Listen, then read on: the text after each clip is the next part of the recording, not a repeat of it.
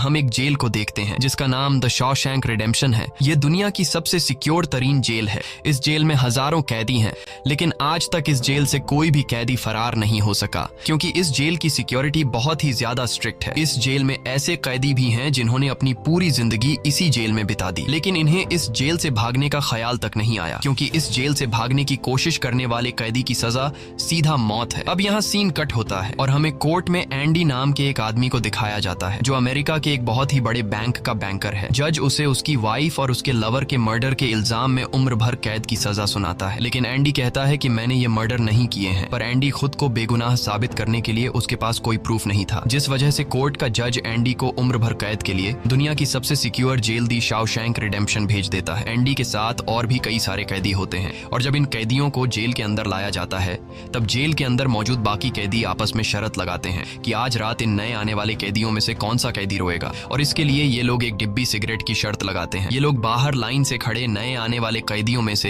एक एक कैदी को चुन लेते हैं। तब रेड नाम का एक कैदी एंडी पर दांव लगाता है, क्योंकि उसे लगता है कि एंडी बहुत ही मासूम है और वो बहुत ही अमीर घर का है जिसने कभी तकलीफ नहीं झेली, इसलिए उसे लगता है कि वो आज रात सबसे पहले रोएगा। इसके बाद सभी कैदियों को लाइन से जेल के अंदर लाया जाता है और हर एक कैदी को उसके सेल में बंद कर दिया जाता है। कुछ देर बाद रात हो जाती है और तब पुराने कैदी नए आने वाले कैदियों पर चिल्लाने लगते हैं ताकि उनमें से कोई डर जाए और रोने लगे, और ऐसा ही होता है। इन नए आने वाले कैदियों में से एक कैदी फूट फूट कर रोने लगता है और कहता है कि मुझे घर जाना है। तब वहाँ गार्ड आते हैं और उसे रोने से मना करते हैं, लेकिन जब वो आदमी रोना बंद नहीं करता तब गार्ड उसे सेल से बाहर निकालकर इतना पीटते हैं कि वह बेहोश हो जाता है। दूसरी तरफ रेड एंडी पर लगाया हुआ दांव हार जाता है और रेड समझ जाता है कि एंडी बहुत ही स्ट्रांग है, क्योंकि इतना डराने के बावजूद उसने एक आवाज तक नहीं की। इसलिए अगले दिन रेड अपने साथी को सिगरेट का एक डिब्बा दे देता है, क्योंकि रेड एंडी पर लगाया हुआ दांव हार चुका था। तभी हम एंडी को देखते हैं जो अकेला चुपचाप ब्रेकफास्ट कर रहा होता है। तब एंडी की मुलाकात